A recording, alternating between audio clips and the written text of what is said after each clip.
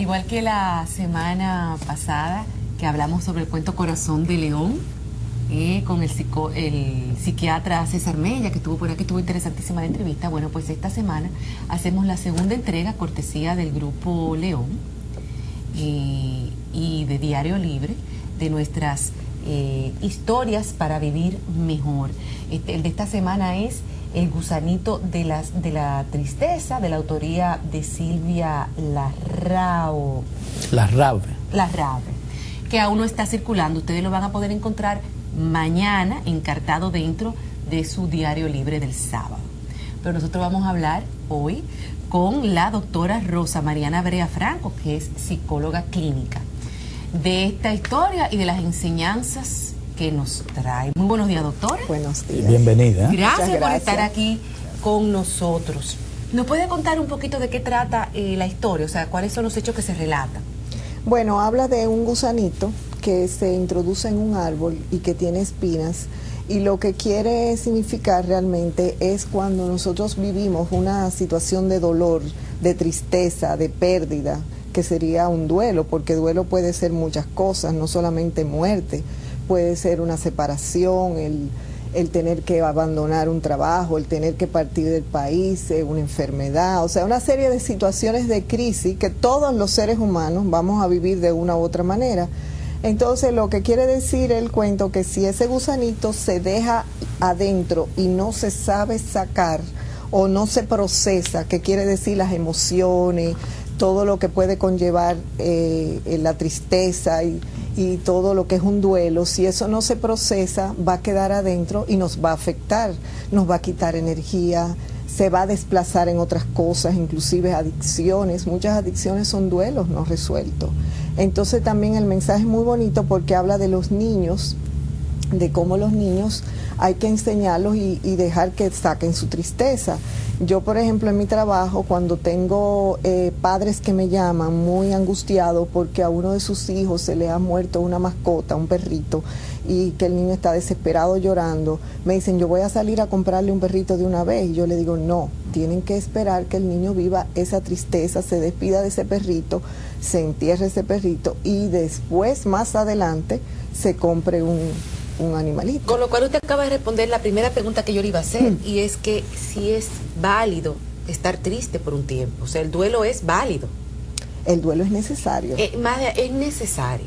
O sea, es que es algo que tú no puedes, tú lo puedes negar, lo puedes reprimir, pero eso va a estar ahí.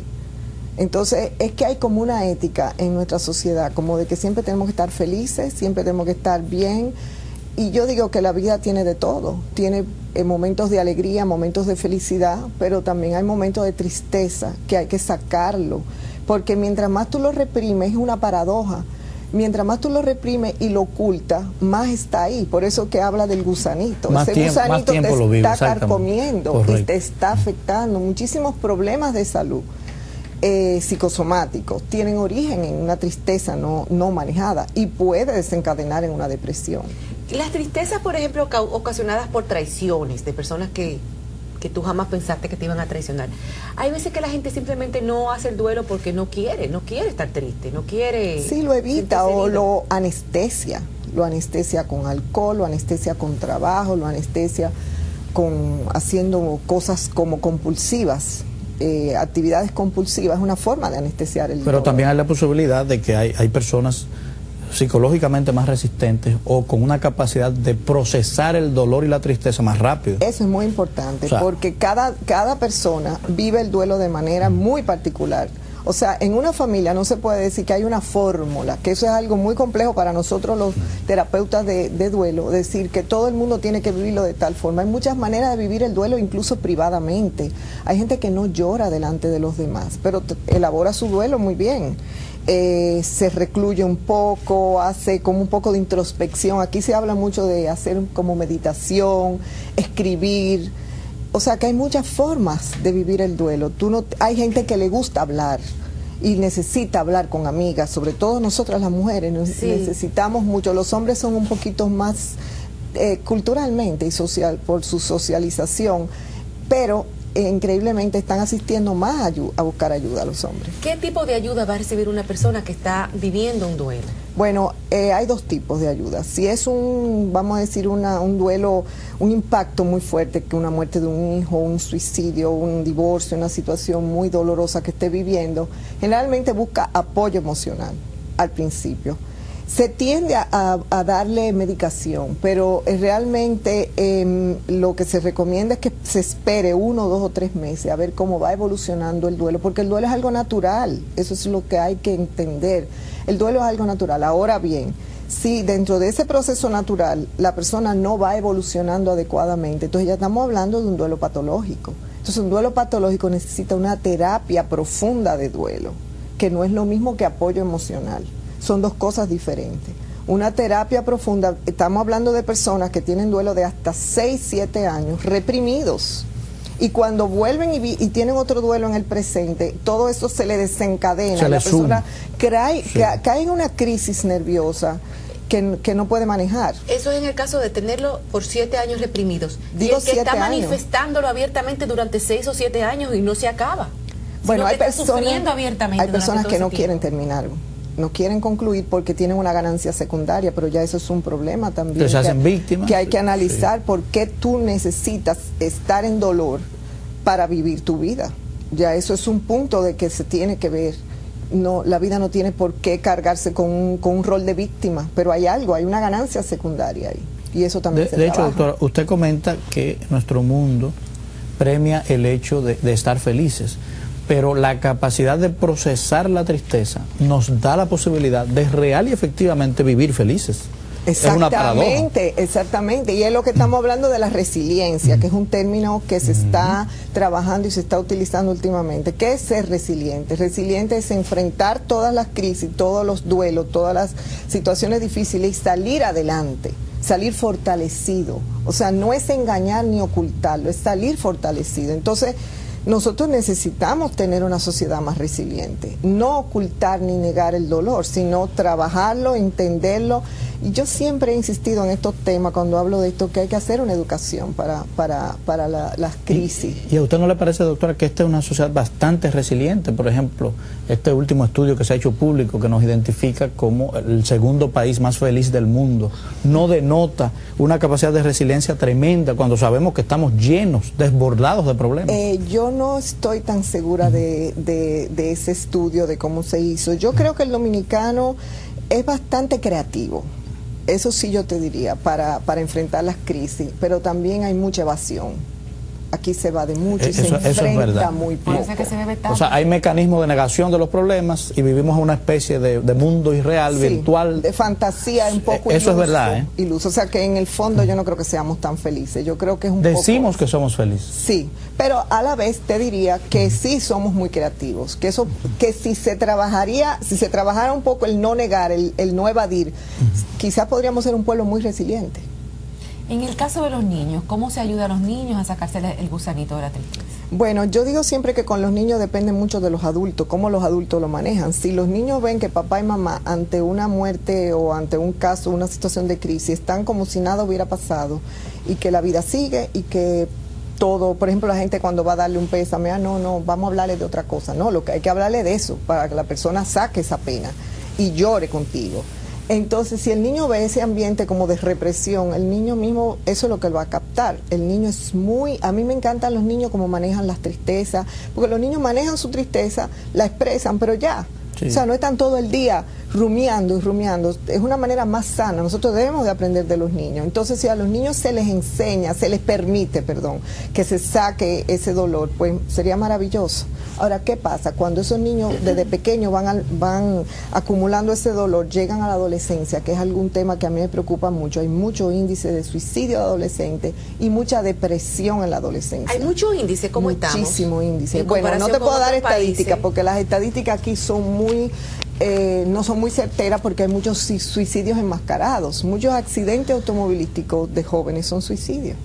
Muchísimos casos. Sí. Y tuve toda esta violencia doméstica, todos estos casos de hombres que matan a mujeres y todo eso. Son conductas autodestructivas, o sea, buscando generar esa violencia para sufrir. Exactamente, exactamente. Entonces, precisamente yo estoy trabajando mucho en la prevención, haciendo talleres sobre prevención de depresión y suicidio para padres, profesores, porque es un tema que particularmente me preocupa. Para padres, porque también el padre tiene que entender cuáles son lo los que hemos signos. estado diciendo, también que es sano, que es necesario que el niño haga un periodo de duelo, porque hay padres que simplemente entienden que la infancia debe ser feliz, sí, que no y no permiten que el niño sufra, y como dice usted, se le murió la mascota, pues salen corriendo a sustituir el perrito o el gatito. O el niño termina, o el jovencito termina con la novia, vamos a darle un viaje para que se olvide. Entonces, ¿qué se crían? Se crían perfectos malcriados. También. Sí, y poco resistentes. Poco resistentes, no, sin fortaleza ante las situaciones de crisis. Hay una realidad, doctora. La ciencia ha confirmado que hay también tolerancia a la tristeza de orden químico, o sea, que hay individuos que nacen con unas posibilidades físicas de tolerar más desgracia, más frustración, sin conmoverse tanto. Sí, definitivamente. Pero también eso se puede crear con un ambiente, lo que te decía, ¿no? Crear niños más resilientes y hogares más resilientes. Eso se va educando. Precisamente lo que estábamos hablando, de no evitarles las frustraciones a los niños. Los niños tienen que vivir frustraciones. Porque un niño que vive, que todo se le da, todo se le regala, todo se le facilita, no va a tener las herramientas para poder manejarse en la vida de hoy. La competitividad, claro, y el mundo, las relaciones interpersonales que son muy complejas, las relaciones en el trabajo, etcétera, etcétera. O sea, se puede crear, y también ese es un tema en el que yo estoy trabajando. Pero la reacción normal, natural de un niño, a menos que sea educado para desviar esa reacción, desde un principio es manifestar la tristeza. Sí. El niño la manifiesta. Lo que pasa es que como los niños pequeños no tienen la capacidad de verbalización como nosotros los adultos, ellos la expresan en irritabilidad, ansiedad, trastorno del sueño, trastorno de alimentación, vuelven otra vez quizás a conductas que ya habían superado, como orinarse en la cama, chuparse el dedito, y todo ese tipo de cosas. Pero sí, el niño desde los 6 meses está comprobado que el niño manifiesta conducta de sentimiento de displacer, de angustia, desde los 6 meses. Y que también se puede reflejar en la escuela. Por supuesto, claro. Entonces, es claro. muy importante el papel de los orientadores en la escuela. Exactamente, que se tiene que trabajar orientadores, psicólogos, directores de escuela y padres. Se tiene que trabajar en conjunto para entender cuáles son los síntomas, cómo ayudar a los niños y no reprimir a los niños, dejar que el niño, como decía ahí, acompañarlo, abrazarlo, dejar que llore, dejar que esté triste, pero no salir y que vamos a salir de compra para que se te olvide. Sí. Eso me trae al recuerdo unos artículos recientes que leí sobre el incremento en las escuelas dominicanas de lo que se le llama en Estados Unidos el bullying. Así. Que son los abusos contra los niños más débiles o contra los niños que pueden tener algún defecto físico, por cualquier razón. Claro. Hay unos niños que se sienten más fuertes, que abusan de esos niños. Exactamente. Llegando el niño hasta a realmente sentirse aterrorizado de no querer ir a la escuela. Y muchos se suicidan por eso también. Entonces, también eso se debe manejar de la misma, o sea, con los mismos mecanismos. Sí, yo entiendo que se tiene que implementar en la escuela también, que el mismo niño, o sea, reforzar al niño para que él se defienda. No tiene que venir el profesor o el papá y la mamá. O sea, el niño tiene que buscar, enseñársele mecanismos para defenderse y aprender a manejar eso. Y por otro lado, el otro niño que tiende a abusar, también ver qué ganancia tiene ese niño, por qué él tiende a abusar. Quizás es un niño descuidado, un niño desatendido. Al otro niño hay que verlo también. Claro, desatendido. Ambos son reflejos de sus hogares, yo creo. El débil como el abusivo. Eso es así. Sí. Bueno, exacto, tiene que trabajar. Se nos acabó el tiempo. Sumamente interesante. Para terminar, ¿por qué cree usted que la gente, o sea, ¿qué usted cree que la gente va a sacar de simplemente leer la historia? Porque obviamente el que se ha enriquecido oyéndola a usted es porque se lleva pues la experiencia suya, pero el que va a leer la historia, ¿qué puede sacar de Bueno, es muy linda el mensaje de que realmente esos gusanitos de tristeza que todos tenemos y que vamos a tener, no lo podemos dejar aumentar internamente, sino tenemos que permitir que salgan. Y ahí nos dicen muchas maneras de cómo pueden salir esta historia. Pues muchas gracias, doctora, por haber estado aquí. Gracias a usted. Sí, muy bien. Con nosotros. Y a ustedes muchísimas gracias por habernos acompañado en esta mañana de este viernes y en toda la semana, porque hoy inicia el fin de semana. Descansen mucho, cuídense y nos vemos el lunes, si Dios lo permite. Gracias, será.